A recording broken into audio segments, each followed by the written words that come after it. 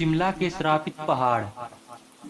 यह कहानी उन चार दोस्तों की है जिसके साथ कुछ ऐसी घटना घटी कि जिससे उनका पूरा जीवन ही बदल गया। आइए जानते हैं कि ऐसा क्या हुआ था। मुंबई शहर की रहने वाली प्रिया शर्मा अपने दोस्तों के साथ रवि, साहिल और विजय के साथ शिमला जाने का प्लान बनाया। वो सब शिमला जाने के लिए बस में बैठ गए। कुछ ही देर में प्रिया सो गई। अचानक प्रिया की नींद खुल गई तो उसने देखा कि बस में कोई नहीं था। बस का ड्राइवर भी नहीं था। बस अपने आप ही चल रही थी। उनके सारे दोस्त भी बस में नहीं थे। यह सब देखकर डर के मारे प्रिया जोर जोर से चिल्लाने लगी। अचानक उसे लगा कि कोई उसके पीछे खड़ा है। जब उसने पीछे मुड़कर देखा तो वहाँ एक स्त्री बैठी हुई थी। उस स्त्री का चेहरा जला हुआ था। ऐसा लग रहा था कि किसी ने उसके चेहरे पर एसिड फेंका हो। ऐसा भयंकर चेहरा देखकर प्रिया ने चिल्लाना शुरू कर दिया, बचाओ बचाओ बचाओ। और अचानक प्रिया की नींद उड़ गई। वो एकदम डरी हुई और पसीने से पूरी भीग गई थी। पास में बैठे हुए विजय ने पानी की बोतल दी और बोला, शायद तुमने कोई सपना देखा होगा। थोड़ी ही देर में सब शिमला पहुंच गए और एक होटल में रात बिताने के लिए गए। दूसरे दिन वो सब साथ मिलकर होटल के पास वाले पहाड़ पे घूमने जाने का प्लान किया। करीबन आधे घंटे में वो सब पहाड़ की सबसे ऊंची शिखर पर पहुंच गए। वहीं से नीचे देखने पर घने लीलेछम पेड़ पौधे काफी सुंदर दिख रहे थे। अचानक साहिल चौंक गया और बोला, नीचे देखो, कोई खड़ा है, लगता है कोई स्त्री है।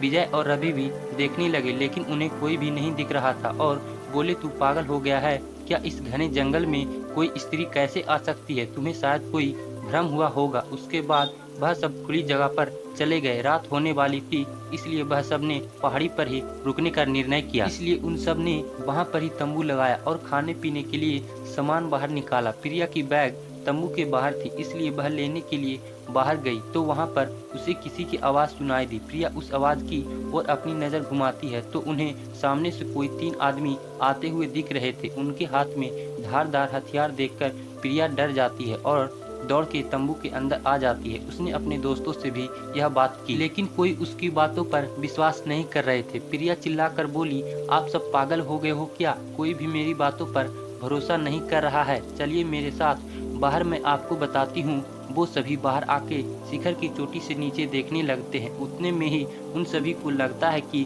कोई 3 लोग उनकी ओर बढ़ रहे हैं। यह सब देखकर वो सभी डर जाते हैं और तुरंत ही अपना अपना सामान समेटने लगते हैं और बड़े से पत्थर के पीछे जाके छुप जाते हैं। थोड़ी ही देर में वो सब ऊपर आ जाते हैं। प्रिया देख रही है कि उनके हाथ पैर और सिर आम आदमी जैसे बिल्कुल नहीं थे। वो सब एक जगह पे बैठ जाते हैं और कुछ तांत्रिक विद्या शुरू करते हैं। उनमें से एक आदमी अपनी हाथों की उंगली को काट देता है लेकिन अंधेरे की वजह से उनके कुछ भी ठीक से दिखाई नहीं देता है। अचानक उन चारों ने देखा कि एक औरत उन आदमियों के बीच में आके लेट जाती है। कोई नहीं जानता कि आखिर वो औरत वहाँ पे पहुँची कैसे। प्रिया ने कहा, मुझे कुछ नहीं समझ आ रहा है, आखिर यह सब क्या हो रहा है? मुझे बहुत ही डर लग रहा है। एक के बाद एक वो तीनों उस औरत को सूंघने लगे। वहीं पे अचानक उस औरत ने अपनी उंगली उठाई और हमारी तरफ इशारा करने लगी। हम सब डर गए। वो तीनों उस औरत को छोड़कर हमारी ओर बढ़ने लगे। हम सब पहाड़ी से नीचे होटल की ओर दौड़ने लगे। हमारी आवाज़ सुनकर वो तीनों हमारी ओर दौड़ने लगे। प्रिया और साहिल सबसे आगे थे और विजय और रवि उनके पीछे दौड़ रहे थे। प्रिया और साहिल होटल तक पहुंच गए लेकिन रवि और विजय का कोई पता नहीं चल रहा था। हमने होटल वालों से उनके बारे में सभी बातें की तो उन लोगों ने कहा कि उस पहाड़ पे कोई नहीं जाता है। वो पहाड़ श्रापित है। जो भी वहां जाता है वो कभी वापस नहीं आता है। आपकी किस्मत अच्छी थी कि आप अभी जिंदा हैं, लेकिन हमारे दोस्त रवि और विजय कभी भी वापस लौट के नहीं आए। हमने उन्हें ढूंढने का बहुत ही कोशिश की, पुलिस कंप्लेन भी करवाई लेकिन कोई फर्क नहीं पड़ा।